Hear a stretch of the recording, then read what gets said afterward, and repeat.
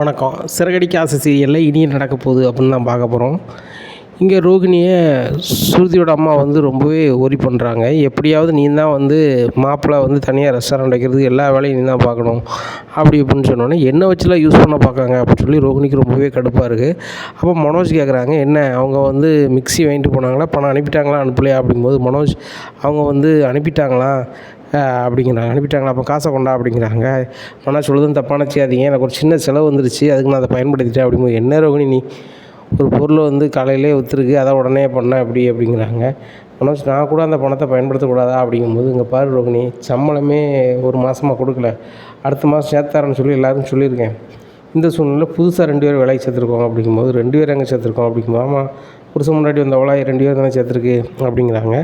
2 பேரை சேர்த்துருந்தாலும் நம்ம ஒரு சம்பளம் தானே கொடுக்க போகிறோம் அப்படிங்கும்போது, இது என்னமோ வக்கனையாக பேசு, சரி கடையை பார்த்துக்கு நான் கிளம்புறேன் அப்படின்னு சொல்லிட்டு மனோஜ் கிளம்புறாரு, மீட்டிங் போகிறாரு. இங்கே ரோகிணி ரொம்ப கடுப்பில் உட்காந்துட்டு இருக்கும்போது தினேஷ் வராங்க. தினேஷ் ஏற்கனவே வந்து சுதாவை பார்த்து எல்லாமே சொல்லிடுறாங்க. இந்த மாதிரி நான் வந்து ரோகிணிகிட்ட பேசும்போது நீங்கள் வந்து அப்படியே பின்னாடி இருந்து பாருங்கள், என்ன நடக்குதுன்னு பாருங்கள் அப்படிங்கிறாங்க. சரி நீனும் ரோகிணியும் பேசுங்க, அதை நான் ஆசுக்கான செல்லில் இருந்து நினைச்சிடுறேன், வீடியோவை எடுத்துடுறேன் அப்படின்னு சொல்லிட்டு சொல்கிறாங்க. இப்படி இருக்கும்போது, என்ன ரோகிணி எப்படி இருக்க அப்படிங்கிறாங்க தினேஷ்.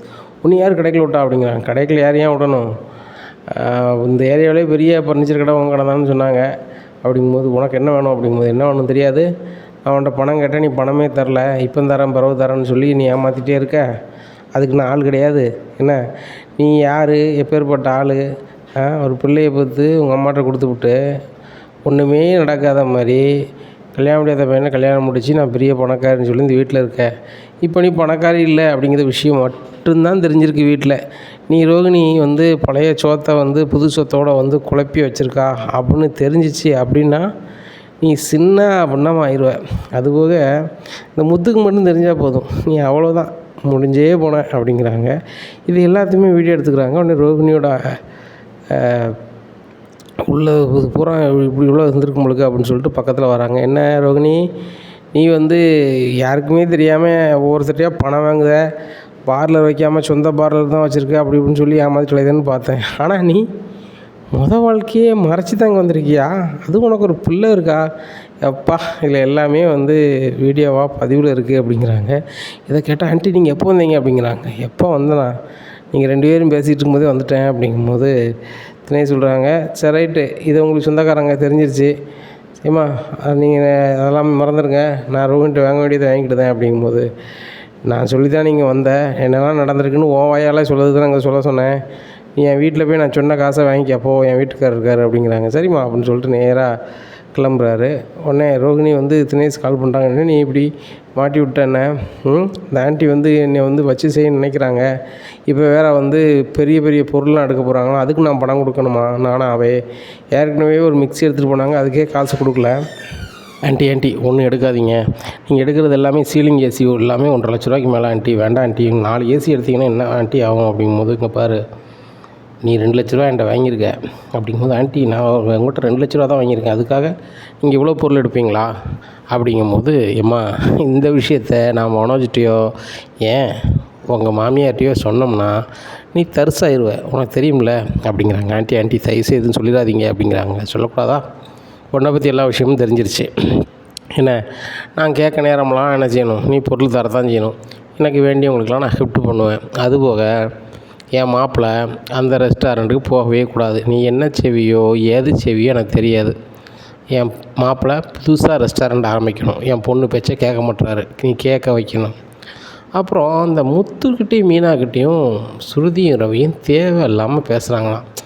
நானும் பல முறை பேசாதீங்கன்னு சொல்லி பார்த்தேன், ஆனால் அவங்க கேட்டப்பாடில்லை.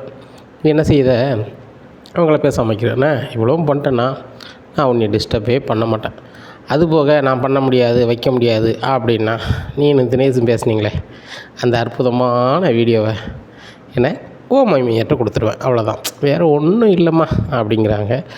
சரி நான் உள்ளே போய் ஏசி பார்க்குறேன் அப்படின்னு சொல்லிட்டு மறுபடியும் சீனை போட்டு ஃபர்னிச்சர் கடைக்குள்ளே எல்லாம் அந்த ஆரம்பிக்காங்க. இங்கே ரோகிணிக்கு சரியான காண்டாயிருது. நம்மளை பற்றிய எல்லா விஷயமும் தெரிஞ்சு வச்சுக்கிட்டு ஸ்ருதியோட அம்மா ரொம்ப ஓவராக பண்ணுறாங்க, அவங்கள இப்படி விடவே கூடாது அப்படின்னு சொல்லி சிட்டியை கால் பண்ணுறாங்க. சிட்டி எங்கே இருக்கீங்க அப்படிங்கிறாங்க. ஆஃபீஸில் இருக்கேன் அப்படிங்கிறாங்க. சிட்டி உங்களுக்கு ஒரு பெரிய வேலையாக ஒன்று தரேன் அப்படிங்கும்போது, என்ன ரோகிணி என்ன வேலை தர போகிறீங்க? அன்றைக்கி முறுக்கிட்டு போனீங்க, இன்றைக்கி ஏதோ பெரிய வேலை தரேன்னு சொல்கிறீங்க அப்படிங்கும்போது, சிட்டி தப்பாக நினச்சிக்காதீங்க. உங்களை விட்டால் எனக்கு யாரும் ஹெல்ப் பண்ண போகிறதில்ல. என்னை பற்றிய எல்லா விஷயத்தையும் தினேஷ் வந்து ஸ்ருதியோட அம்மாட்ட சொல்லிட்டாங்க அப்படிங்கும்போது, யாரும் இந்த தினேஷா அப்படிங்கிறாங்க. ஆமாம், என்னை வச்சு அவனுக்கு ஒரு பிரயோஜனம் இல்லையா, அதனால் வந்து எங்கள் குடும்பத்துலேயே அவங்க தானே வசதி, அவங்ககிட்ட என்னை பற்றி சொன்னால் அவங்கள்ட்ட பெரிய அமௌண்ட்டு கிடைக்குன்னு சொல்லிட்டான். அவங்களும் பணம் கொடுக்க தயாராகிட்டாங்க. ஆனால் ஸ்ருதியோட அம்மா எனக்கு வேறு வகையில் உதவி தராங்க. என்னை பற்றி எல்லா விஷயமும் தெரிஞ்சுட்டு நானும் தினேஷும் பேசினதை அவங்க வீடியோ வச்சுருக்காங்க. அப்படி இருக்கும்போது வந்து அது லாய்க்கப்படாது. எப்படியாவது அந்த வீடியோவை எடுத்தாகணும். அப்படிங்கும்போது அது எப்படி நம்ம எடுக்க முடியும்? வீட்டுக்கார் பெரிய ஆஃபீஸர் அப்படி இப்படிங்கிறாங்க. இங்கே பாருங்கள், என்னை பற்றி தெரிஞ்ச விஷயம் ஒரு ஆள் இருக்கான்னா தினேஷ், அடுத்த ஆள் வந்து இந்த ஆண்டி தான். தினேஷ் நம்ம எப்படியாவது பண்ணிக்கலாம், கொஞ்சம் கொஞ்சமாக வாயில் என்னத்தையும் பணத்தை கொடுத்தோம்னா சத்தனாமல் இருப்பான். ஆனால் இந்த ஆண்டி அப்படி கிடையாது. பணத்தை கொடுத்தோ எது கொடுத்தோ ஒன்றும் பண்ண முடியாது. அதனால் நான் சொல்கிறத பண்ணுங்கள். அவங்க இந்த வகையில் இந்த வண்டியில் வந்திருக்காங்க. நீங்கள் ஒரு வண்டி எட்டுவாங்க, வண்டியை வச்சு வண்டியை என்ன செஞ்சுருங்க, சரிச்சிருங்க. உங்களுக்கு என்ன அமௌண்ட்டோ நான் வாங்கி தந்துடுறேன் அப்படிங்கிறாங்க. யார்கிட்ட வாங்கி தருவீங்க அப்படிங்கும்போது, யார்கிட்டையோ வாங்கி தரேன், நீங்கள் பண்ண முடியுமா பண்ண முடியாதா அப்படிங்கிறாங்க. ரைட் ரோகிணி பண்ணிடலாம், இவ்வளோ வரும் அப்படிங்கிறாங்க. எவ்வளோ வந்தாலும் பரவாயில்ல நான் தரேன் அப்படிங்கிறாங்க. ரோகிணிக்கு வேறு வழியே தெரில. நம்மளை பற்றி உண்மை விஷயத்த வந்து ஸ்ருதியோட அம்மா எல்லாம் தெரிஞ்சுக்கிட்டாங்க. வீடியோ வேறு வச்சுருக்காங்க. இதை வச்சுக்கிட்டு நம்மளை ஒவ்வொரு பாடாப்படுத்துவாங்க. மனசு கூட சந்தோஷமாகவே வாழ முடியாது. அதுக்கு ஒரே வழி இது சுதாவை முடிச்சு விட்ற வேண்டியதான் அப்படின்னு நினைக்காங்க. இங்கே சிட்டி தயார் நிலையில் பர்னிச்சர் கடை தாண்டி நிற்காங்க. அப்போ ரோகிணியோட அம்மா நான் கிளம்புறேன், ஏசிலாம் எட்டு போகிறேன் அப்படிங்கும்போது, ஆண்டி நான் கார்லேயே அனுப்பி விட்ருதேன் அப்படிங்கும்போது, ரோகிணிக்கு பாரு, ஒழுங்காக வண்டியில் நான் சொல்லுறது அட்ரஸுக்கு அனுப்பிடணும், அப்படி அனுப்பலை பார்த்தல செல்லில் வீடியோ இருக்குது அவ்வளோதான் அப்படின்னு சொல்லிட்டு கார் எடுத்துகிட்டு கிளம்புறாங்க.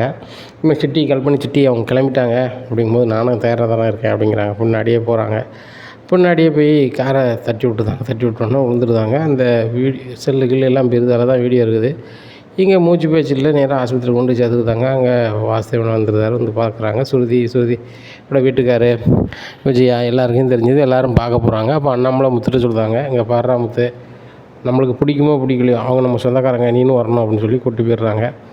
அப்போ முத்து சொல்லுதார் மீனாங்க பாரு, அந்த வாசுதேவன் எந்த நேரத்தில் எப்படி பேசணும்னு தெரியாது, அதனால் நான் கொஞ்சம் அமைதியாக இருந்துக்கிறேன், என்ன பேசணும்னு நம்ம பொறுத்துக்கிட்டு போய்க்கிறேன் அப்படிங்கும்போது, ஏங்க அவர் இப்படிப்பட்ட சூழ்நிலையில் என்னங்க பேச போகிறாரு அப்படின்ட்டு சொல்லிட்டு போகிறாங்க. அங்கே வாசுதேவன் ரொம்பவே அழுதுட்டுருக்காங்க. உடனே ஸ்ருதி சொல்கிறாங்க, ஏன்ப்பா இவ்வளோ சங்கடப்படாதீங்க, அம்மாவுக்கு சரியாயிரும் அப்படிங்கும்போது, இல்லை அவளுக்கு மூச்சு பேச்சு இல்லை, அவள் யாருன்னே தெரியாமல் உட்காந்துட்ருக்காளே, இப்போ நான் என்ன பண்ண முடியும், ஒன்றும் பண்ண முடியாது, எனக்கு ரொம்ப சங்கடமாக இருக்குது, நீ போன பின்னாடி அந்த வீட்டில் நாமளும் சுதாவும் தான் இருந்தோம், இப்போ சுதாவும் இந்த நிலைமைக்கு ஆளாயிட்டான், நான் என்ன பண்ண போகிறேன்னு தெரில அப்படின்னு சொல்லிட்டு ரொம்ப அழுகிறாங்க. அச்சா அழாதீங்க, அம்மாவுக்கு சரியாவது வரைக்கும் நானும் ரவி அங்கே தான் இருப்போம் அப்படிங்கிறாங்க.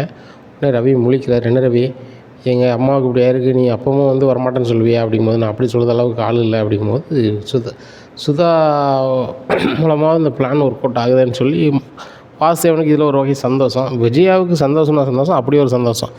எப்படியாவது ரவி பெரிய பணக்காரன் ஆயிடுவான், ரெஸ்டாரண்ட் வைக்க பணம் வேண்டான்னு இருந்தான், இப்போ ஐயா வீட்டுக்கே போகும்போது கொடுத்தா வாங்கி தானே ஆகணும் அப்படின்னு ஒரு மனதில் நினைக்காங்க. இங்கே ரோகிணி நினைக்காங்க, அந்த சுதா வந்து சரியாகக்கூடாது, இப்படியே இருக்கணும், அப்படின்னா தான் என்னை பற்றி விஷயம் எது யாருக்கும் தெரியாது, அதுபோக சுதாவுக்கு சரியாகி வந்தால் உங்கள் மகளையும் மருமகனையும் உங்கள் வீட்டுக்கு அனுப்ப நான் தான் பிளான் பண்ணேன்னு சொல்லி நம்ம எனக்கே சமாளிச்சுக்க வேண்டியதான் அப்படின்னு சொல்லிட்டு நினைக்காங்க இந்த ரோகிணி. அப்போ சிட்டி கால் பண்ணி, என்ன ரோகிணி அவங்களுக்கு எப்படி இருக்குது அப்படிங்கும்போது, பரவாயில்ல அவங்களுக்கு மூச்சு பேச்சு இல்லை அப்படிங்கும்போது, சரி ரைட்டு ஒரு 10 லட்ச ரூபா நாங்கள் கேட்டோம்ல, ரெடி பண்ணி தந்துடலாம்ல அப்படிங்கும்போது, சிட்டி நான் உடனேலாம் தர முடியாது, 10 லட்ச ரூபா வாங்கிறதுக்கு வாய்ப்பு இருக்குது, அதுக்கேற்ற வாய்ப்பை நான் உங்களுக்கு சொல்லுதேன் அப்படிங்கும்போது, என்ன ரோகிணி நான் பணம் ரெடி பண்ணி தரேனே, இப்போ மாற்றி பேசுகிறீங்க அப்படிங்கும்போது, இங்கே பாருங்கள் கோடி கணக்கில் ஒரு ஆள்கிட்ட பணம் இருக்குது, அந்த பணத்தை அசால்ட்டாக நம்ம எடுக்கலாம் சரியா. அந்த பீரோஜாவிலேருந்து எல்லாமே வச்சுருந்தது வந்து அந்த சுதா தான். சுதாவே இப்படி ஆகிட்டாங்க. அந்த வாசுதேவன் எப்படியும் வேலைக்கு போவாங்க, ஸ்ருதி தான் அப்போ அங்கே இருக்காங்க. ஸ்ருதியை பார்க்க போகிற மாதிரி நான் அசால்ட்டாக அந்த வீட்டுக்கு போயிடுவேன். ஸ்ருதியுமே ஸ்டூடியோவுக்கு போகிறேன், அங்கே போகிறேன்னு கிளம்புவாங்க. எங்கள் அம்மா கொஞ்சம் பார்த்துக்காங்கன்ட்டு கண்டிப்பாக கிளம்புவாங்க. நான் பார்க்குற மாதிரி பார்த்துட்டு அங்கே என்ன பணம் எடுக்கணுமோ எடுத்துடுறேன், உங்களை கரெக்டாக வர சொல்கிறேன், அங்கே இருக்க கேமரா எல்லாத்தையும் ஆஃப் பண்ணிடுறேன், நீங்கள் நாசுக்காக வாங்கிட்டு போயிருங்க சிட்டி அப்படிங்கும்போது, ரொம்ப சூப்பர் ஐடியா ரோகிணி, நீங்கள் வந்து பார்லர் வேலை பார்க்கறதுக்கு போகிறா எங்கள் கூட வேலை பார்த்தீங்கன்னு வைங்களேன், நம்ம சீக்கிரம் பணக்காரன் ஆயிடலாம் அப்படிங்கிறாங்க. அதெல்லாம் இருக்கட்டும், முதல்ல வந்து நான் உங்களுக்கு கால் பண்ண பிறகு என்கிட்ட பேசினா போதும், இப்போதைக்கு நான் ஃபோன் பேசாதீங்க அப்படிங்கிறாங்க. சரி அப்படின்னு சொல்லிட்டு போயிடுறாங்க. இங்கே யார் வந்து சுதா காரை வந்து இடிச்சா வச்சான்னு சொல்லிட்டு விசாரித்து பார்க்காங்க. அப்போது ஒரு கார் நம்பர் வருது. அந்த கார் யாருன்னு பார்த்தா வேறு மாநிலத்துலேருந்து வந்திருக்காங்க. அப்போ நீ என்னையா அப்படிங்கும்போது தெரியாமல் வந்துச்சு போயிடுச்சு அப்படியா அப்படின்னு சொல்லிட்டு இது பண்ணுதாங்க. இப்படியா இருக்குது. இப்போ மீனா சொல்லுதாங்க, ஏங்க அவங்க வீட்டில் வேறு யாரும் சமைக்கிறதுக்கு தெரியாது அப்படிங்கும்போது, மீனா அங்கே சமையல்காரங்க நிறைய பேர் இருப்பாங்க, நீ ஏதாவது சாப்பாடு கொண்டு கொடுக்க வைக்கன்னு சொல்லிக்கிட்டு இருக்காத.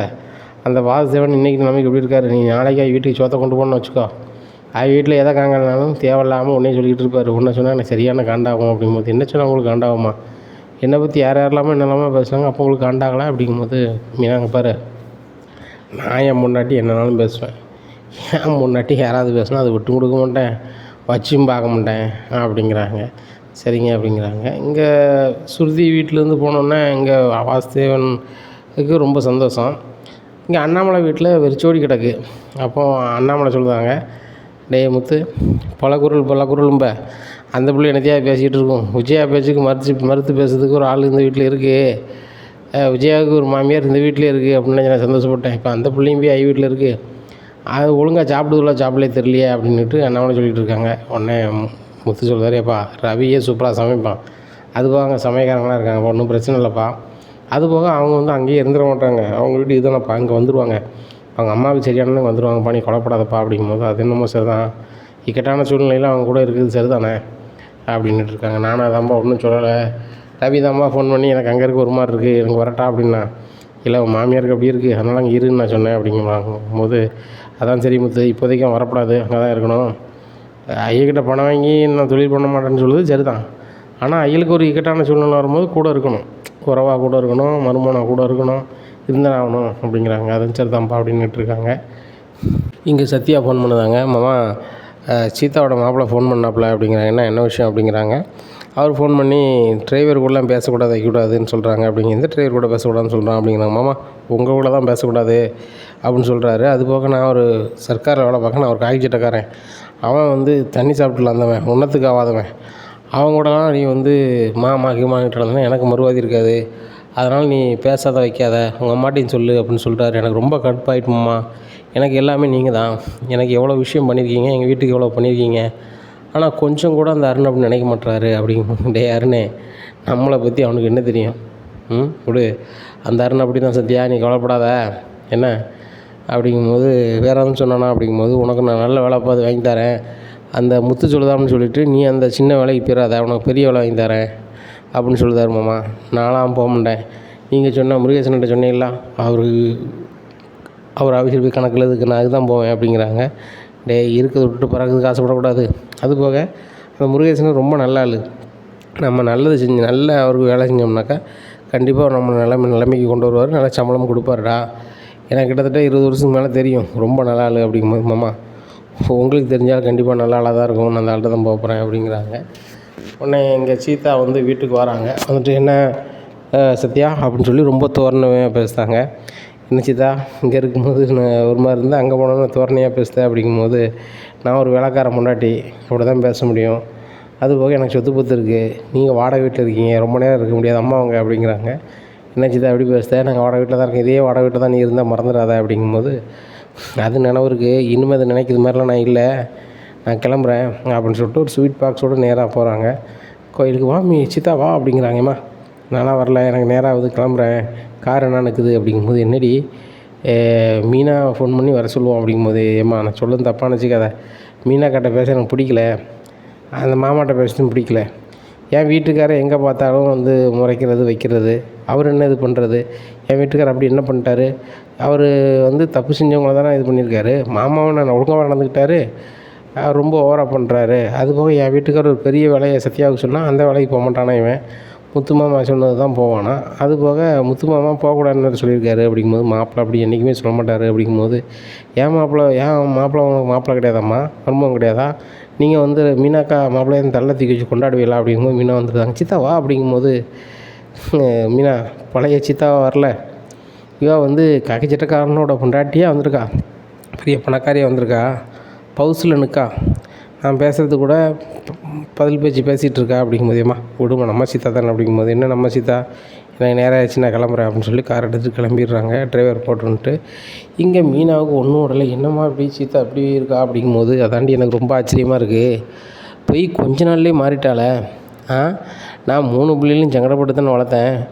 3 பிள்ளைகளில் 2 பிள்ளைகள் சரியாக இருக்கும்போது இந்த இவன் மட்டும் ஏன் அப்படி இருக்கா அப்படிங்கும்போது, ஏம்மா எனக்கு ஒன்றும் புரியலை. அந்த அருணை வந்து மாற்றிடுவா சீதா. இந்த குடும்பத்துக்குள்ளே ஒரு அனுசரணை வந்துடும். என் வீட்டுக்காரும் அருணும் பேசிடுவாங்க, நல்லா வந்துடும் அப்படின்னு பார்த்தா, இவன் அங்கே போய் அப்படியே அருண் மாதிரியே மாறிட்டாளே எப்படிம்மா அப்படிங்கும்போது, இதாண்டி சொல்லுவாங்க ஜாடிக்கு ஏற்ற மூடின்னு சொல்லிட்டு. அந்த அருணுக்கு நம்ம மாப்பிள்ளையை பிடிக்காது, நம்ம குடும்பத்தையும் சரியாக பிடிக்காது. ஏதோ சீதா வரும்போதுனால கல்யாணம் முடிச்சிட்டாரு. அதே மாதிரி சீதாவை ஆக்கிட்டார். சீதா வந்தால் என்னென்னு பேசணும், இல்லை விடு அப்படிங்கும்போது, இல்லைம்மா ரொம்ப சங்கடமாக இருக்குது. சீதா வந்து அழுதுட்டு எங்கள் அப்பா இருந்திருந்தாருன்னா எனக்கு பிடிச்சமான வாழ்க்கையை தான் அமைச்சு கொடுத்துருப்பாருன்னு சொன்ன ஒரே காரணத்துக்காக தான் நான் வந்து சீதா கூட போய் அவளுக்கு கல்யாணத்தையும் பண்ணி வச்சேன். அப்போ கூட உங்ககிட்டையும் என் வீட்டுக்கார்ட்டையும் சொல்லவே இல்லை. என் வீட்டுக்கார்ட்ட நான் எந்த விஷயத்தையும் மறைச்சது கிடையாமல் உனக்கு தெரியும்.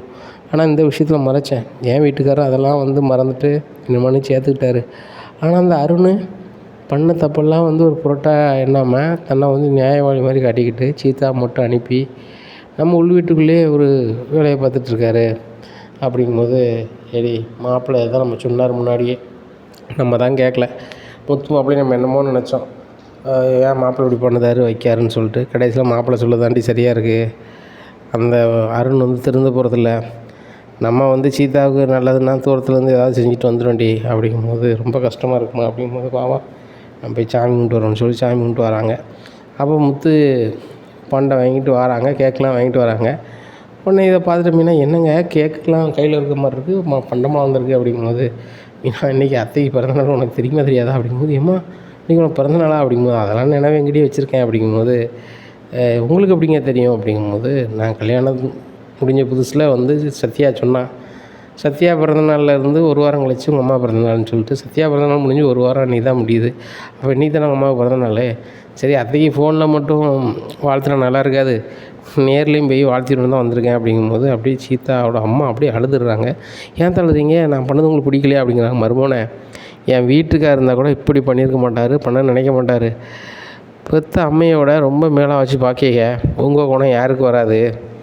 என்னை மன்னிச்சிருங்க மாப்பிள்ள, என் மகளையும் மன்னிச்சிருங்க அப்படிங்கும்போது, மீனாவும் என்னை மன்னிச்சிருங்க அப்படிங்கிற. மீனா, நான் அதெல்லாம் மறந்து தானே உன்னை வீட்டுக்கு கூப்பிட்டேன், நீ எதுக்கு இப்போ நீ மன்னிச்சிட்டுன்ட்டு இருக்க அப்படிங்கிறாங்க. இல்லைங்க, அந்த அருணை தப்பானவர், வேணாம் சரி வராது, சுற்றி இருக்கும் அப்புறம் சொல்லுதாங்கன்னு சொன்னீங்க. அப்போது எனக்கும் எங்கள் அம்மாவுக்கும் சுத்தமாக புரியலை. நான் உங்களை தான் வந்து சுயநலமாக இருக்காரா அப்படின்னு சொல்லிட்டு நினச்சோம். ஆனால் இன்றைக்கி தாங்க தெரியுது, சீதாவே அப்படியே மாற்றிட்டாரு அப்படிங்கும்போது, அதே எப்படி சீதா நம்ம சீதா மாறுவா அப்படிங்கும்போது, இல்லைங்க சீதா வந்தால் ரொம்ப பவுசில் பேசுகிறா, பழைய சீதாவாக வரல, அருணோட பொஞ்சாதியாக வந்தா. வரும்போது அருணுக்கு என்ன துமுறுலாம் இருக்குமோ அதே துமுறோடு வந்து இங்கே எப்படி பில்டப் பண்ணணுமோ அப்படி பில்டப் பண்ணிட்டு போகிறா அப்படிங்கும்போது, இல்லை நான் சீதாவுக்கு ஃபோன் பண்ணுறேன்னு சொல்லி அதையும் கேட்காம சீதாவுக்கு கால் பண்ணுறாங்க. ஃபோன் எடுத்துகிட்டு, யார் நீங்கள் அப்படிங்கிறாங்க. என்னம்மா யார் நீங்கன்னு சொல்கிறா, ஃபோனை என் நம்பரை வந்து சேவ் பண்ணி வைக்கலையா அப்படிங்கும்போது, முத்து தானே நீங்கள், கார் டிரைவர் தானே அப்படிங்கிறாங்க. சீதா நான் மாமா பேசுகிறேன் அப்படிங்கிறாங்க. சொல்லுங்கள் அப்படிங்கிறாங்க. என்னம்மா நீ வந்தையா ஒழுங்காக அக்காட்ட பேசணும்னு சொல்லி வருத்தப்பட்டா, அதான் நம்ம சீதா அப்படி இருக்க மாட்டாங்கன்னு கால் பண்ணேன் அப்படிங்கிறாங்க. இனிமேல் நம்ம சீதா கிம்மி சீத்தான்னு சொல்லிக்கிட்டு இருக்காதியே, நான் வந்து அருணோட பொஞ்சாதி, எனக்குன்னு ஒரு பவுஸ் இருக்குது, ஃபோனை வைங்க அப்படின்றாங்க. இங்கே முத்துக்கு ஒன்றும் ஓடலை. அங்கே நடந்த அவங்க சீதா பேசின விஷயத்தை வெளியே காட்டிக்கிடாமல் சிரிச்சுக்கிட்டு இருக்காரு. ஏங்க கண்டிப்பாக அந்த சீதா துமுறில் தான் பேசியிருப்பா, எதுவும் நினைக்காதியே அப்படிங்கும்போது, இல்லை மீனா சீதா பொசுக்குன்னு இப்படி மாற்றால, அதான் நினைக்கும்போது ரொம்ப சங்கடமாக இருக்குது. இருந்தாலும் சொல்லுவேன், அந்த அருணை வந்து சீதா மாற்றிடுவாங்க அப்படின்னா, இப்போ அவள் உடனே மாற்றாள அப்படிங்கும்போது எனக்குமே அது ரொம்ப ஷாக்காக இருக்குங்க. இந்த சீதா இப்படி மரம் நினச்சி கூட பார்க்கல. சின்ன வயசுலேருந்து இந்த குடும்பத்தை கஷ்டத்துலேருந்து எல்லாத்தையுமே பார்த்துருக்கா. நான் எவ்வளோ சங்கடப்பட்டு படிப்பெல்லாம் விட்டுட்டு அவளுக்கு வந்து நான் உதவி பண்ண வச்சேன் அப்படின்னு சொல்லிதே மறந்துட்டாலாங்க அப்படிங்கிறாங்க. உன்னை மாப்பிள்ளை நீங்கள் எதுவும் நினைக்காதீங்க அப்படிங்கும்போது, பார்த்தா நான் ஒன்றும் நினைக்கல. அந்த அருண் வந்து சீதா வந்து இப்படி மாறிட்டானே நினைக்கும் போது ஆச்சரியமாக இருக்குது. சரி ரைட்டு, மீனா வந்த பிறகு நான் மாறினேன். அங்கே சீதா அருண் வீட்டுக்கு போனோன்னே அங்கே மாறிட்டேன், அவ்வளோதான். சரி நல்லா இருந்தால் சரி தான், என்னத்தை அப்படிங்கிறாங்க. மாப்பிள்ளை உங்கள் மனசு யாருக்கு வராது, சீதா கல்யாணத்துக்கு அவ்வளவு செலவு பண்ணீங்க கடங்காவல் வாங்கி அப்படின்ற ஒரு கடங்காரம் வந்துருந்தாங்க. என்ன முத்து, உன் குழந்தையாளுக்கு கல்யாணம் அப்படின்னு சொல்லி பணம் வாங்கினேன், அதுக்கு வட்டியும் வரலை அசலும் வரலை, ஃபோன் பண்ணாலும் எடுக்க மாட்டேங்க, நீ சொந்தக்காரை வச்சுக்கிட்டு சுற்றிக்கிட்டே இருக்க, நான் வந்து உன்ட்ட பணத்தை கொடுத்துட்டு உன் பின்னாடியே அலைய மாட்டே அப்படிங்கிறாங்க. உடனே என்னாச்சு தப்பாக நினச்சிக்காதீங்க, இன்னும் ஒரு வாரத்தில் நான் பணத்தை தந்துடுவேன் அப்படிங்கும்போது, எப்படி தருவா, ஒரே நாளில் 3,00,000 ரூபா பணம் கிடச்சிருமா உனக்கு அப்படிங்கிறாங்க. உடனே இல்லைனாச்சு அப்படி இப்படிங்கிறாங்க. ஏங்க இந்த 3,00,000 வாங்கினதை என்கிட்ட சொல்லவே இல்லை அப்படிங்கும்போது, இல்லை மீனா உன்ட்ட சொன்னால் நீ வேண்டாம்ப, ஆனாலும் சீதாவுக்கு நகை போடணும், கல்யாணத்தையும் நல்லா பண்ணணும்னு சொல்லி தான் வாங்கினேன், நம்ம கரெக்டாக பண்ணிட்டோம் அப்படிங்கும்போது, ஏங்க நம்ம கரெக்டாக பண்ணிட்டோங்க, ஆனால் சீதா வந்து எல்லாத்தையும் மறந்துட்டாளாங்க அப்படிங்கும்போது, மீனா உங்கள் அப்பா இல்லாத இடத்துல நம்ம இருக்கோம், உங்கள் அப்பா இருந்திருந்தால் என்ன செஞ்சுருப்பாரோ அதை நம்ம செஞ்சிட்டோம். சீதா அதை ஏற்றுக்கல, இல்லைன்னா அவளுக்கு பிடிக்கல அப்படின்னா கூட அதை நம்ம ஒன்றும் பண்ண முடியாது. சத்யாவுக்கும் நம்ம நினச்சி போகிறோம், நல்ல இடத்துல பார்த்து ஒரு பொண்ணை பார்த்து கல்யாணம் பண்ணி வைக்க போகிறோம். நம்மளால் முடிஞ்சது நாளைக்கு கொஞ்சம் காசை கொடுத்து சொந்த வீடு வாங்கிறதுக்கு என்ன வழியோ பண்ண போகிறோம். சீதா அதை புரிஞ்சுக்கலாம், நம்ம என்ன பண்ண முடியும் அப்படிங்கும்போது ரொம்ப சங்கடமாக இருக்குங்க அப்படிங்க. மீனா இதையே நினச்சிட்டு இருக்காத, ஸ்ருதிக்கு ஃபோன் பண்ணி உங்கள் அம்மா எப்படி இருக்காங்க கேளு அப்படிங்கிறாங்க. ஸ்ருதிக்கு கால் பண்ணி ஸ்ருதி உங்கள் அம்மா எப்படி இருக்காங்க அப்படிங்கிறாங்க. மீனா ரொம்ப சங்கடமாக இருக்குது, எங்கள் அம்மா என்னால் பார்க்க முடியல, நீங்கள் ஒரு நாள் வந்து இருங்களேன் அப்படிங்கிறாங்க. அப்படியா சொல்கிறீங்க, நான் வரேன் அப்படின்னு சொல்லிட்டு, ஏங்க என்னை வந்து ஸ்ருதி வர சொல்கிறாங்க அப்படிங்கிறாங்க. மீனா ஸ்ருதி வர சொல்ல தான் இருக்கட்டும், வாசுதேவன் வில்லங்கமான இல்லை அப்படிங்கும்போது, ஏங்க ஸ்ருதி இருக்கும்போது என்னங்க வரப்போகுது அப்படிங்கிறாங்க. சரி ரைட்டு அப்படிங்கிறாங்க. சமைச்சு கொண்டு போகிறாங்க. அங்கே மீனா வரதை பார்த்துட்டு வாசுதேவனுக்கு சரியான கடுப்பாது. ஒன்று யார் வர சொன்னா அப்படிங்கும்போது, என்னை வந்து ஸ்ருதி தான் வர சொன்னாங்க அப்படிங்கும்போது, ஸ்ருதி வாங்க வாங்க மீனா அப்படின்ட்டு கூப்பிட்டு போகிறாங்க. உடனே வாசுதேவன் ரொம்ப கடுப்பாக இருக்குது. அப்போ ஸ்ருதியை கூப்பிட்டு, ஸ்ருதி எதுக்கு இந்த மீனாவெல்லாம் வர சொல்லுத, அவள் சாதாரண போக்கிட்டதுவா, நம்ம வீட்டுக்கு வந்துட்டு போனால் நல்லா இருக்குமா, வெளியே போய் நம்ம சொந்தக்காரங்கன்னு சொல்லி பில்டப் பண்ணிக்கிட்டு இருப்பா அப்படிங்கும்போது, டேடி அந்த மாதிரிலாம் பண்ணது பழக்கம் மீனா கிடையவே கிடையாது, எனக்கு இந்த சாப்பாடு சுத்தமாக பிடிக்கல, நான் மீனா சாப்பாடை சாப்பிட்டே பழகிட்டேன் அப்படிங்கும்போது, நம்ம வீட்டில் விதவிதமாக சமைப்பாங்க, அந்த மீனை என்னதான் சமைச்சிருவாங்க அப்படிங்கும்போது, எப்பா ருசி வந்து விதவிதமாக செய்கிறதில்ல, கை பக்கத்தில் தானே வரும், அந்த பக்குவம் வந்து மீனாட்டம் இருக்குது, அந்த பக்குவத்துக்கு சாப்பாடை தான் கொண்டு வர சொல்லியிருக்கேன். அதுபோக அம்மாவுக்கு சரியாகணும், பழைய நிலைமைக்கு வரணும்னா கண்டிப்பாக மீனா மாதிரி ஒரு ஆள் நல்ல சூப்பர் சாப்பாடை சமைச்சு கொடுத்தா தான் சரியாக வரும் அப்படிங்கும்போது, அப்போ தான் வாசுதேவன் நினைக்காங்க, ஓஹோ நம்ம ஏதாவது சொன்னோம் அப்படின்னா இந்த மீனா சாப்பாடு கொண்டு வர மாட்டான், பேசாமல் இந்த மீனாவே இந்த வீட்டில் சமைக்கிற மாதிரி பண்ணிடுவோமே அப்படின்னு சொல்லிட்டு நினைக்காங்க. அப்போது நேராக அண்ணாமலைக்கு ஃபோன் பண்ணி பேசுகிறாங்க. அண்ணாமலை எப்படி இருக்கீங்க அப்படிங்கும்போது, நல்லா இருக்கேன், உங்கள் வீட்டம்மா எப்படி இருக்கவா அப்படின்னு கேட்கும்போது, நல்லா பரவாயில்ல, சொல்லுங்க தப்பாக நினச்சிக்கங்க அண்ணாமலை, எங்கள் வீட்டில் சமைக்கிறவங்க நிறைய பேர் இருக்காங்க, ஆனால் ஒழுங்காக சமைக்க மாட்டுறாங்க அப்படிங்கும்போது, அதுக்கு நான் என்ன செய்யணும் வாசுதேவன் அப்படின்னு கேட்குறாங்க அண்ணாமலை. இல்லை மீனா அவங்க சமைக்க சொன்னால் நல்லாயிருக்கும் அப்படிங்கும்போது, வாசுதேவன் என்ன நினச்சிட்ருக்கீங்க, மீனா என் வீட்டு மருமகா, அவங்க வந்து உங்கள் வீட்டில் சமைப்பாங்களா அப்படிங்கும்போது, இல்லை சாப்பாடை உங்கள் வீட்டிலேருந்து என் வீட்டுக்கு அம்மாவுக்கும் ஸ்ருதிக்கும் கொண்டு வரும்போது இங்கே சமைச்சிட்டு இருக்க மாட்டாங்களா, என் வீட்டம்மா சரியாவது வரைக்கும் சமைச்சிட்டு இருக்க வேண்டியதானே அப்படிங்கும்போது, இல்லைங்க அது சரியாக வராது அப்படின்னு சொல்லிட்டு ஃபோனை வச்சிடுறாங்க. உடனே விஜயா வந்து என்னங்க சரி வராது அப்படிங்கும்போது, மீனா வந்து ஸ்ருதி வீட்டுக்கு போயிருக்கா அப்படிங்கும்போது, ஸ்ருதி வீட்டுக்கு எதுக்கு மீனா போகிறா, இங்கேருந்து தான் அந்த ஸ்ருதியை வந்து அவள் சொல்லியே கேட்குற மாதிரி வச்சுருந்தா, இப்போ ஐயா வீட்டுக்கு போகிற அளவுக்கு ஆயிடுச்சா, சம்மந்திக்கு இப்படி ஆயிடுச்சு, இல்லைனா வீட்டுக்குள்ளே போக முடியுமா வைக்க முடியுமான்னுட்டு இருக்காங்க.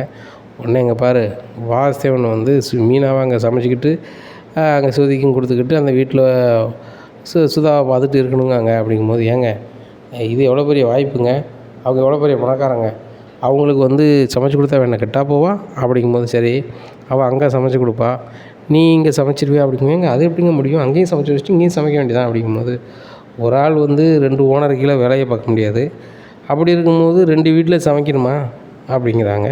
இதை கேட்ட விஜயா, ஏங்க அதெல்லாம் லாய்க்கப்படாது, நம்ம வீட்டில் எப்படி சாப்பிட்றது, நான் சொல்கிறேன் அப்படின்னு சொல்லிட்டு வாசுதேவன் கால் பண்ணி, மீனா வேணால் தானே சாப்பாடு கொண்டு வரா சம்மந்தி, ஆனால் எங்கள் வீட்டில் சமைக்க ஆள் வேணும், நாங்கள் மீனா இருக்கிறனால தான் வேலைக்கறியே வைக்கல அப்படிங்கும்போது, வாசுதேவன் சரியான சிரிப்பாயிருது.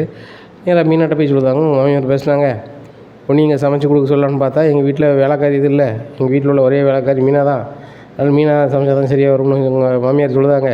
சரிப்பா நீ சமைக்க வேண்டாம் அப்படிங்கும்போது, எப்பா என்ன பேசுகிறீங்க நீங்கள், எங்கள் வீட்டு வேலைக்காரியா, நான் எப்படி அந்த வீட்டுக்கு வாழ போயிருக்கணும் அதே மாதிரி மீனாவும் வாழ தான் வந்திருக்காங்க, இதெல்லாம் பேசிகிட்டு இருக்காதிங்க, இது நல்லது இல்லை, அவர் வீட்டுக்காருக்கு மட்டும் இந்த விஷயம் தெரிஞ்சிச்சு நீங்கள் பேசுனீங்க வச்சிங்கன்னா நல்லாவே இருக்காது அப்படிங்கும்போது, மீனா சொல்கிறாங்க, அது என்னமோ உண்மை தான், என் வீட்டுக்கார் அதெல்லாம் தெரிஞ்சு தான் வரலன்னு சொல்லிட்டு என்னை இறக்கி விட்டு போனார், ஏன்னா ஸ்ருதி உங்களுக்கு அவங்க அம்மாவுக்காக தான் வரேன், உங்கள் அப்பா வந்து இந்த வீட்டில் வர்றதுனால என்னை வந்து ஒரு மாதிரி தான் நினைக்காங்க, ஆனால் வந்து நான் கண்டிப்பாக உங்கள் அம்மா குணமாவது வரைக்கும் நான் சாப்பாடு கொண்டு வந்து தருவேன் அப்படின்னு சொல்லிட்டு கிளம்பிடுறாங்க. இப்போ உடனே ஸ்ருதி சொல்கிறாங்க, இங்கே பாருங்கச்சா, அம்மாவுக்கு இப்படி இருக்குன்னு சொல்லி தான் நான் இங்கே இருக்கேன், நீங்கள் ஓவராக பண்ணிங்கன்னா நானும் அங்கே போயிடுவேன் பார்த்துக்கிடுங்க அப்படிங்கிறாங்க. ஸ்ருதி நீ போயிடாத, நான் ஏதோ கோவத்தில் சொல்லிட்டேன் அப்படின்னு சொல்லிட்டு அவர் போயிடுறாரு. இங்கே ஓரளவு சரியாயிருது இங்கே சுதாவுக்கு. உடனே சுதா சொல்லுதாங்க சுதிட்ட எனக்கு என்னமோ ஆயிரம் போலுக்கு அப்படி இப்படின்னு சொல்லி ஏமாத்தாங்க. என்ன மம்மி செய்யணும் அப்படிங்கும்போது, என் கூடயே இரு, பேசாமல் இதே வீட்டில் இருந்துட்டுடி, எனக்கு பாரு மூச்சு பேச்சு இல்லை, இப்போ வந்து நீ தலைமாட்டில் இருந்து இப்போ சரியாயிட்டு நாளைக்கு எனக்கு நீ யார் அப்படின்னு எனக்கு நினைவு வரலன்னா அது ரொம்ப சிரமமாக போயிடும், என் கூடயே இரு அப்படிங்கும்போது ரவி சொல்கிறாங்க, இல்லை ஆண்டி, ரெஸ்டாரண்ட்டில் நல்லா வேலை பார்த்துட்டு இருந்தேன், என்னை நம்பி தான் வந்து எல்லா வேலையும் கொடுத்துருந்தாங்க. இப்போ உங்களுக்கு உடம்பு முடியல அப்படின்னோடனே இங்கே வந்து இருந்துட்டோம். இப்போ உங்களுக்கு ஓரளவு சரியாயிருச்சு. நாளைக்கு வேணால் ஹாஸ்பிட்டலில் போய் என்னன்னு பார்த்துக்கிட்டு அதுக்கப்புறம் நாங்கள் எங்கள் வீட்டுக்கு போகிறோம். எங்கள் வீட்டுக்கு போனால் தான் நாங்கள் 2 பேரும் வேலைக்கு போக முடியும் அப்படிங்கும்போது வாசுதேவன் சொல்லுதாங்க, என் வீட்டம்மா சரியாகி சந்தோஷம்தான். மாப்பிள்ளை நீங்கள் வேலைக்கு போனால் ஒரு 12,000 பயப்படும் சம்பளம் கிடைக்குமா அப்படிங்கும்போது, இல்லை அங்கிள் இப்போ ஒரு 30 ரூபா வரை கிடைக்கும் அப்படிங்கிறாங்க. ஒரு 30,000 தானே, நான் உங்களுக்கு மாத செலவுக்கு 30,000 தரேன், நீங்கள் அதை செலவு பண்ணிக்கிடுங்க. அது போக எத்தனை லட்சம் நாளும் தரேன், ரெஸ்டாரண்ட் வைங்க. என் வீட்டம்மாவுக்கு இப்படி இருக்குது, நாளைக்கு ஏதாவது ஒன்றுனா நீங்கள் நல்லா இருக்கேன்னு சொன்னால் தானே அவளுக்கு சந்தோஷமாக இருக்கும், அதனால் நீங்கள் அதை பண்ணுங்கள் அப்படிங்கும்போது, அங்கிள் சொல்லுதுன்னு தப்பாக நினச்சிக்காதீங்க, நான் என்றைக்கு உழைச்சி என் கையில் காசு வருதோ அன்றைக்கி தான் ரெஸ்டாரண்ட் வைப்பேன் அப்படிங்கும்போது வாசுதேவன் சொல்லுதாங்க, அது ஒரு நாள் நடக்காது மாப்பிள்ள, நீங்கள் வேலை பார்க்குற சம்பளத்தை சாப்பிட்றதுக்கே சரியாக இருக்கும். சுருதி என் வீட்டில் இருக்கும்போதே ஒரு நாளைக்கு செலவுக்கு 5,000 கொடுப்பேன். எவ்வளவு? ஒரு நாளைக்கு 5,000, மாதம் 1,50,000 ரூபா கையில் செலவு கொடுப்பேன். அதை கூட நீங்கள் சம்பாதிக்கலை. இங்கே சுதாவும் சுருதியாக இருக்கட்டும், காரில் தான் வெளில போவாங்க வருவாங்க, நீங்கள் பைக்கில் கூப்பிட்டு போகிறீங்க, சமயத்தில் நடந்து கூப்பிட்டு போகிறீங்க.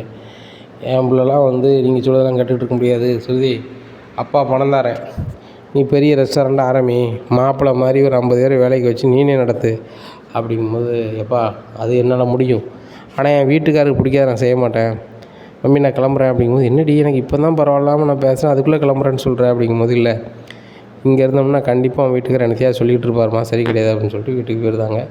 அங்கே மீனா கேட்குறாங்க, என்ன சுதி உடனே வந்துட்டீங்க அப்படிங்கும்போது, மீனா நீங்கள் கிளம்பி கொஞ்ச நேரத்தில் எங்கள் அம்மா நல்லா பேச ஆரம்பிச்சிட்டாங்க, நார்மல் ஆகிட்டாங்க, அதுக்கப்புறம் அங்கே இருந்தால் சரி வராது, அவங்க தனியாக ரெஸ்டாரண்ட் வைக்கிறதுக்கு பணத்தை வாங்கிங்கன்னு சொல்லுவாங்க. ரவி நான் வந்து உழைச்சி என்றைக்கு சரி பண்ணுதனோ அன்றைக்கி தான் நான் ரெஸ்டாரண்ட் வைப்பாங்காரு, ஒன்றுமில்லாத பேசிக்கிட்டு அங்கேயே சங்கடப்பட விரும்பலை அப்படின்ட்டு பேசிக்கிட்டு இருக்காங்க. இங்கே ரோஹிணி நினைக்காங்க, அந்த சுருதி அங்கேயே இருந்தானா உரி இல்லை அப்படின்னு பார்த்தேன், அதுபோக அந்த சுதாவுக்கு வந்து சரியாயிடுச்சு அப்படின்னு சொல்லிட்டு சிட்டிகிட்ட பேசுகிறாங்க. சிட்டி கொஞ்ச நாளைக்கு வந்து வெளில வராதிங்க அப்படிங்கும்போது, ஏன் அப்படிங்கிறாங்க. இல்லை நீங்கள் வந்து அந்த வண்டி இடிச்சு விடும்போது அந்த வண்டியிலேருந்து அந்த சுதா பார்த்தாங்களா அப்படிங்கும்போது, நீங்கள் சரியாக பார்க்கல ஆனால் பார்த்தாங்களான்னு தெரில அப்படிங்கும்போது, இங்கே பாருங்கள் சிட்டி, நீங்கள் மாட்டினீங்கன்னு சொல்லி என்னெல்லாம் கோர்த்து விட்டு போயிடாதீங்க, அதுபோக அந்த வீட்டில் பணத்தை எடுத்து கூட உங்கள்கிட்ட தந்திருக்கேன் அப்படிங்கும்போது, அதெல்லாம் சொல்ல மாட்டேன், இன்னொரு வாட்டி வெயிட்டாக ஒரு அமௌண்ட்டை வந்து நம்ம என்ன செய்யணும், அந்த வீட்டில் ஆட்டையை போடணும் அப்படிங்கிறாங்க. இல்லை சிட்டி அது சரி வராது அப்படிங்கும்போது, அதான் சரியாக வரும், எப்படியும் ஆஸ்பத்திரி செக் பண்ண அங்கே போகிறேன்னு போவாங்க, அன்னைக்கு தேதியை கணக்கு பண்ணிக்கிட்டு அந்த வீட்டில் வசமாக ஆட்டையை போடணும், அந்த அம்மாவுக்கு நினைவு வந்த பிறகு பணத்தை அங்கே வச்சேன்னு தெரியா போகுது அப்படின்னாலும் அவங்களுக்குள்ளே குழம்பிப்பாங்க, ஒன்றும் பிரச்சனை இல்லை அப்படிங்கிறாங்க. இல்லை சிட்டி வேறு ஏதாவது பிரச்சனை வந்துடும் அப்படிங்க, ஒரு பிரச்சனை வராது, இங்கே பாரு ரோகிணி நான் சொல்லுதேன் கேளு, அந்த வீட்டில் இருக்கிற பணத்தெல்லாம் நம்ம ஆட்டையை போடுறோம், இல்லைன்னா நல்லா இருக்காது அப்படிங்கிறாங்க. என்ன சிட்டி இப்படி பேசுகிறீங்க அப்படிங்கும்போது, உங்களை பற்றி தெரிஞ்ச விஷயம் தினேஷுக்கு தெரியும், உங்களை பற்றி ஃபுல் அண்ட் ஃபுல்லாக, அதுக்கப்புறம் அந்த சுதாவுக்கு தெரியும், சுதாவுக்கு இப்போ நினைவு இருக்கோ இல்லையோ, எனக்கு உங்களை பற்றி எல்லாமே தெரியும், நீங்கள் நான் சொன்னதை செய்யலைன்னா முத்துக்கு எனக்கு ஆகாது தான், ஆனால் முத்துட்டு நான் ஆசுக்கு அதை சொல்லி புரிய வச்சுருவேன், புரிய வச்சா என்ன ஆகும், உங்கள் வாழ்க்கை டர்ராயிரும், நீங்கள் டண்டனக்காயிருவீங்க பார்த்துக்கோங்க அப்படிங்கிறாங்க. இதை கேட்ட ரோஹிணி சிட்டி அப்படி எதுவும் பண்ணிடாதா, நீ என்ன சொன்னாலும் நான் கேட்குறேன் அப்படிங்கிறாங்க. அப்படி வாங்க வலிக்கு அப்படிங்கிறாங்க. ரோஹிணிக்கு என்ன செய்யனே தெரில, இங்கே போனால் தினேஷ் வந்து படாப்படுத்துகிறான், தினேஷை சரி பண்ணி அனுப்பியிருக்கு, இப்போது மறுபடி சிட்டி இப்படி பண்ணுறானே, அந்த சுதாவும் சரி ஆகிட்டு எனக்கு இப்படிலாம் நடந்தது தெரியும்னு சொல்லி எங்கள் ஆண்டிகிட்ட சொன்னாலும் எங்கள் ஆண்டிகிட்ட அப்படியே நம்பிடுவாங்களே, அதுக்கு வீடியோவில்னாலும் சரி தான் ஆதாரங்கள்னாலும் சரி தான் ஆண்டியை வச்சு செய்வாங்களே, என்ன பண்ணுறது அப்படின்னு சொல்லி ரொம்பவே முழிக்காங்க இந்த ரோஹிணி. இனி என்ன நடக்கும் அப்படிங்கிறத பொறுத்திருந்து பார்க்கலாம். நம்ம சேனலை நீங்கள் கொஞ்சம் மறக்காமல் லைக் அண்ட் சப்ஸ்கிரைப் பண்ணுங்கள். நன்றி, வணக்கம்.